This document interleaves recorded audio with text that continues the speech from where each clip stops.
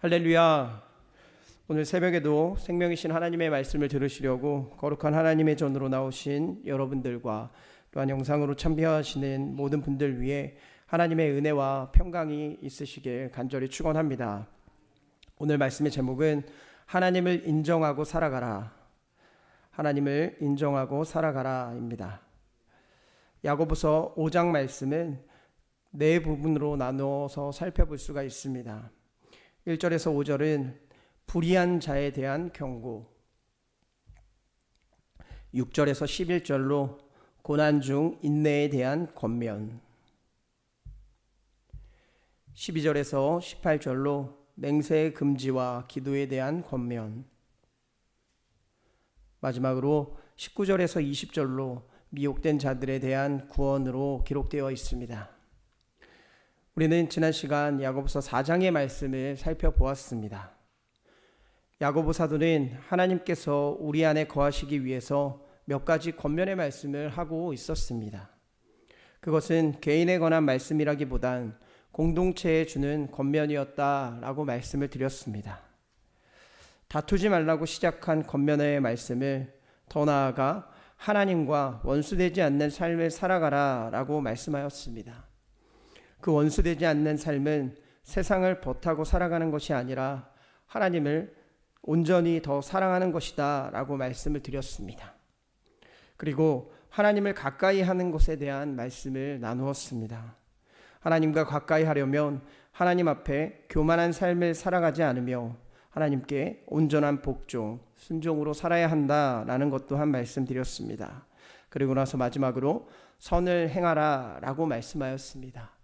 선을 알고도 행하지 않는 것은 죄라고 선포하면서 야고보 사도는 4장의 말씀을 끝내는 것을 우리는 살펴볼 수가 있었습니다. 오늘 본문은 5장 야고보서의 마지막 말씀입니다. 야고보 사도는 부자들은 그들에게 임할 고생으로 인해 통곡해야 한다라고 말씀을 합니다. 그들은 품꾼에게 삭을 주지 않고 사치하고 방종하며 의인들을 죽였기 때문이었습니다. 주님의 강림이 가까우니 성도는 선지자의 인내를 본받아 마음을 굳게 하고 서로 원망하지 않음으로써 심판에서 면해져야 한다라고 말씀합니다. 또한 기도에 관한 말씀을 하면서 고난당하는 자는 기도하고 즐거운 자는 찬송하며 병든 자에게는 장로들이 기도를 해줘야 된다라는 권면의 말씀도 하였습니다. 믿음의 기도로 병든 자를 일으키며 죄사함을 얻게 하니 죄를 고백하고 병 낫기를 기도하면서 살아가라 라고 권면하고 있는 말씀이 바로 5장의 간략한 내용입니다. 그렇다면 오늘 본문을 통해 하나님을 인정하고 살아가는 삶이 어떤 것인지에 대한 영적인 교훈과 기도의 제목을 삼고자 합니다. 첫째로 불의한 자가 되지 않아야 합니다. 불의한 자가 되지 않아야 합니다. 성경에서는 재물에 관한 말씀을 많이 하고 있는 것을 살펴볼 수가 있습니다. 그런데 성경은 재물을 악하다고 말씀하고 있느냐? 그것은 아니라라고 대답을 할 수가 있습니다. 재물이나 물질은 절대로 악한 것이 아닙니다. 오늘 본장의 시작에도 부자들에 관한 말씀을 다루고 있습니다. 야고보 사도는 부자들을 향해서 그들에게 임할 고생으로 인하여 울고 통곡하라 라고 말하고 있음을 볼 수가 있습니다. 그들에게 하나님의 심판이 임하게 될 것이다 라고 말하는 겁니다. 그렇다면 재물이나 물질은 악하지 않은데 왜 오늘 본장에서 부자들에 대한 이런 말씀을 권면하겠습니까? 우리가 재물을 하나님 주신 것을 정의롭게 사용한다면 그것은 생명을 살리는 귀한 도구가 될 수 있을 것입니다. 그런데 부당한 방식으로 재물을 착복하거나 잘못 사용하는 것이 문제가 될 것이다 라고 야고보 사도는 말씀을 하고 있다는 겁니다. 다시 말해서 불의한 자로 살아가는 것이 문제다 라고 말씀을 하고 있다는 겁니다. 야고보 사도는 첫째로 자신들의 세속적인 욕망을 채우기에 급급해서 자신들의 눈앞에서 추위에 떨며 굶주리는 자들을 돌보지 않았다라고 말씀합니다. 2절 말씀입니다. 너희 재물은 썩었고 너희 옷은 좀 먹었으며. 그리고 품꾼들에게 정당한 품삯을 지불하지 않고 착취하는 등 불의한 방법으로 너희가 재물을 모으면 안 된다라고 두 번째로 말합니다. 4절 말씀입니다. 보라, 너희 밭에서 추수한 품꾼에게 주지 아니한 삭이 소리 지르며 그 추수한 자의 우는 소리가 만군의 주의 귀에 들렸느니라. 그리고 세 번째로 불의하게 축적한 재물로 영혼을 강팍하게 하고 파멸시키는 도덕적 방탕한 생활에 몰두했다라고 말합니다. 5절 말씀입니다. 너희가 땅에서 사치하고 방종하여 살육의 날에 너희의 마음을 살찌게 하였도다 라고 말합니다. 그리고 네 번째로 불을 이용하여 의로운 자를 죽이는 죄악을 범했다라고 말합니다. 6절 말씀입니다. 너희는 의인을 정죄하고 죽였으나 그는 너희에게 대항하지 아니하였느니라. 사실 재물 그 자체는 하나님께서 우리에게 사용하라고 주신 것이기 때문에 선한 것이었습니다. 문제는 바르지 못한 재물관과 그 재물의 취득 방법과 사용 방법이 잘못되었다라고 야고보 사도는 말씀하고 있다는 겁니다. 즉 하나님보다 재물을 더 사랑하고 불의한 방법으로 재물을 모으거나 또는 모은 재물로 단순히 자신의 쾌락을 위해 쓸 뿐 아니라 그 재물을 이용하여 악을 도모하는 데 문제가 있다라고 말씀을 하고 있다는 겁니다. 그래서 야고보 사도는 우리의 소유를 하나님이 기뻐하신 방식으로 사용하기 위해 계속해서 지혜가 필요하다라고 말씀을 하고 있었던 것이었습니다. 불의와 죄악이 가득한 세상에서 거룩한 성도로 살아가기 위해서 우리는 스스로 살찌우는 어리석은 자가 아닌, 심판받는 자가 아닌 불의한 자로 살아가지 말라는 권면의 말씀을 야고보 사도가 하고 있다는 것을 꼭 기억해야 될 것입니다. 그래서 우리 광림재단에는 물질을 아무데나 사용하지 않습니다. 감독회장님의 목회관도 마찬가지이실 것입니다.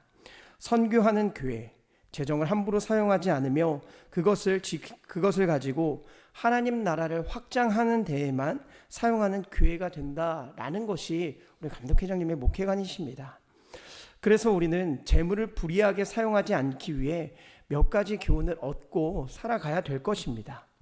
재물을 허락하신 이유는 재물의 바른 사용을 통해서 하나님께 영광을 돌리는 데 있다는 것, 또한 하나님의 청직이 된 자들로서 그분의 소유를 그분의 선한 뜻에 사용하기를 힘써야 한다는 것을 꼭 기억하시길 바랍니다. 또한 재물의 획득 방법은 하나님이 기뻐하시는 방법으로 재물을 얻고자 힘써야 한다는 것입니다. 그리고 말세를 대비하는 성도의 바른 신앙 자세로 재물을 축적에만 힘쓰지 않고 하나님의 심판에 대비해 하나님 나라를 확장하기 위해서 사용해야 한다라고 야고보 사도는 우리에게 말씀하고 있을 것입니다. 사랑하는 여러분, 하나님께서는 창세기 말씀을 통해서 이 땅을 정복하고 다스려라 라고 말씀하시면서 이 땅의 것을 모두 우리들 인간들에게 주셨습니다. 거기에는 재물도 포함된다는 것을 우리는 분명히 알고 있을 겁니다. 가난하건 부하건 하나님께서 주셨다는 주권적 인식을 가지고 하나님의 주신 것을 불의하게 사용하는 것이 아닌 하나님의 영광과 하나님 나라를 위해 사용하는 주님의 자녀들이 되실 줄 믿습니다. 잠언서 11장 4절 말씀에는 이렇게 기록합니다. 재물은 진노의 날에 쓸모가 없지만 의리는 죽을 사람도 건져낸다 라고 말씀합니다. 주님의 재림의 날을 기대하며 마지막을 살아가는 우리는 이 땅에 살아가는 동안 주님 주신 것으로 의인의 삶을 살아가야 할 것을 말씀하고 있는 것입니다. 오늘도 주님 주신 것으로 남을 살리는 생명의 역할을 감당하시는 사랑하는 광림의 권속들이 되시길 간절히 축원합니다. 둘째로 오래 참음의 본으로 살아가라. 오래 참음의 본으로 살아가라. 본문에서는 고난을 만났을 때 성도가 어떻게 대처해야 하는지에 대해서 말씀하고 있다는 것을 살펴볼 수가 있습니다. 왜 이런 말씀을 전하고 있는지는 앞절들의 불의한 부자들을 보면 알 수가 있습니다. 야고보 사도의 시대에는 부자들이 가난한 사람들을 착취하면서 멸시했던 것을 우리는 유추해 볼 수가 있습니다. 그래서 야고보 사도는 7절 이후 여러 가지 상황에서 핍박을 받는 성도들에게 격려하면서 또한 인내를 강조한다라는 것을 우리가 살펴볼 수가 있을 것입니다. 이유는 주님께서 분명하게 강림하실 것이기 때문이었습니다. 7절 말씀입니다. 그러므로 형제들아, 주께서 강림하시기까지 길이 참으라. 보라, 농부가 땅에서 나는 귀한 열매를 바라고 길이 참아 이른 비와 늦은 비를 기다리라니. 8절 말씀입니다. 너희도 길이 참고 마음을 굳건하게 하라. 주의 강림이 가까우니라. 주님께서 오실 날이 가까워졌다라는 것이었습니다. 그러니 악한 불의한 것들을 보며 부러워할 필요가 전혀 없다라고 말씀하는 겁니다.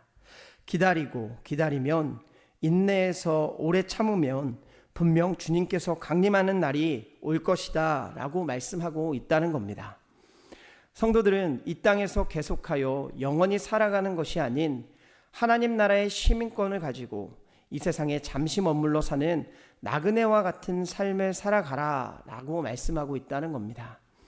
하나님의 가치관으로 살아가는 사람에게 분명 박해와 환난, 고난이 있을 수 있습니다. 그러나 야고보 사도는 고난을 겪으며 낙담하지 말고 오래 참고 인내해라 라고 말씀을 합니다. 그러면서 신앙의 선배들의 본에 대해서 말씀을 합니다. 10절 말씀입니다. 형제들아, 주의 이름으로 말한 선지자들을 고난과 오래 참음의 본으로 삼으라.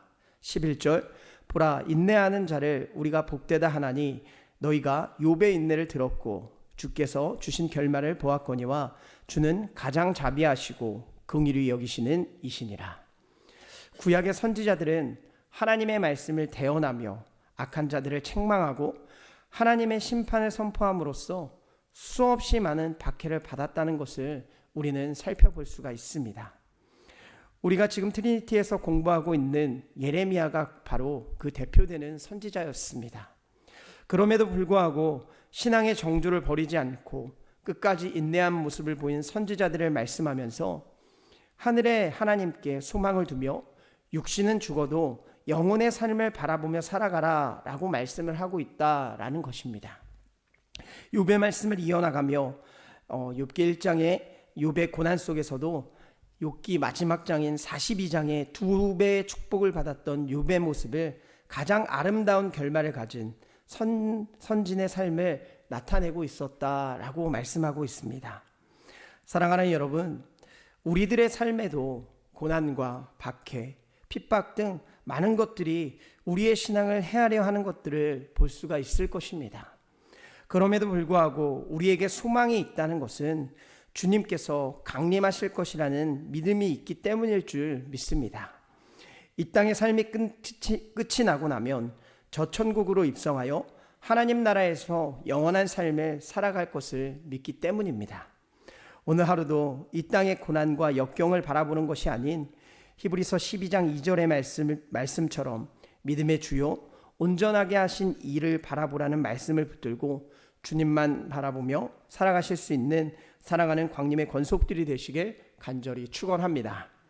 끝으로 기도의 능력으로 살아가라. 기도의 능력으로 살아가라.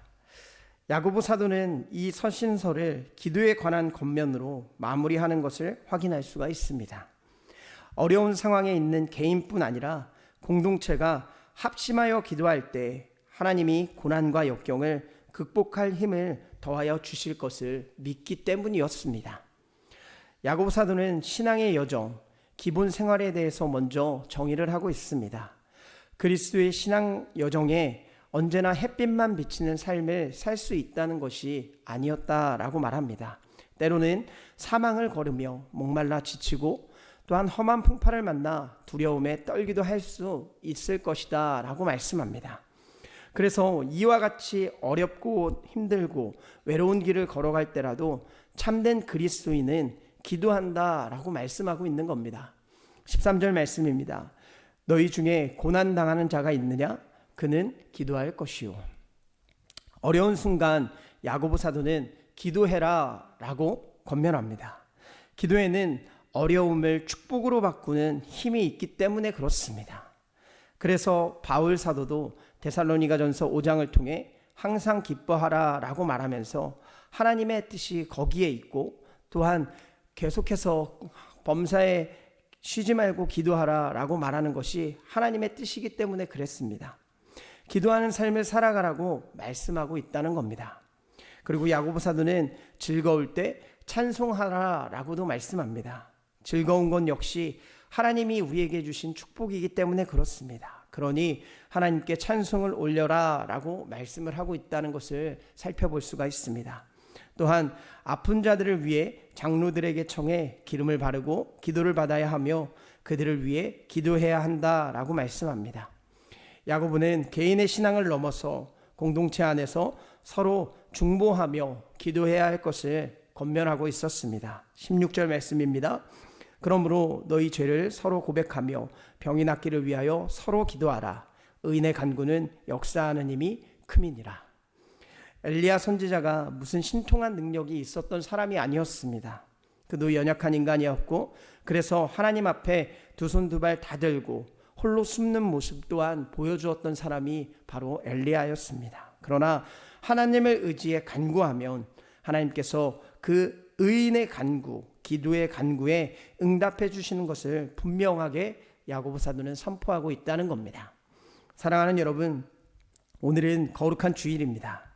기도는 우리의 삶을 바꾸는 놀라운 능력을 가지고 있다는 것을 꼭 믿으시길 바랍니다. 어려운 순간 주님을 붙드셔야 합니다. 기도해야 합니다. 하나님께 간구하여 하나님의 능력을 경험해야 합니다. 왜냐하면 기도에는 힘이 있기 때문에 그렇습니다. 아픈 것을 낫게 하고 하나님의 역사를 바라보기 위해 우리는 날마다 온전한 기도의 삶을 살아가야 할 것입니다. 오늘도 기도로 승리하시길 바랍니다. 또한 기도하는 자에게 하나님께서 반드시 응답하신다는 것을 믿으시길 바랍니다. 예레미야 33장 3절 말씀입니다.